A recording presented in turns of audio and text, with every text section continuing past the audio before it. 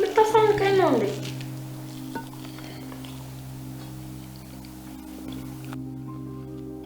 የአዲስ አበባ ሴቶችን ሰብስቦ የምግብ ማሰልጠኛ ከፍቶ አንቺን ነበር መምህራቸው ማለት ብርሃኔ ሙጅ በልበላንተ ስነ ስርዓት ነው እንጂ እኔ ወንድም አያለው እሷ ለምን እንደምሞት ያማል እንዴ? አንተ ደግሞ ለማላው ነው እንጂ እኔስ በሆነ የሷን ለኔ አድርገው የምላኝ መስለ። ቆይ አንተ ማን ነው የምትለው? ማን ሆነ ነው እንቅፋቱ አለኔ እሺው አለ እግሬ የምትለው ማን አንተ? እኔ አንተማ ምን? እኔማ ይኸውልህ ጆሲ እኔ እንደዚህ ቦታ የምጠጋጋብኝ ሰው አይደለም። እሺ ስነ ስርዓት ነው። ተው እባክህ።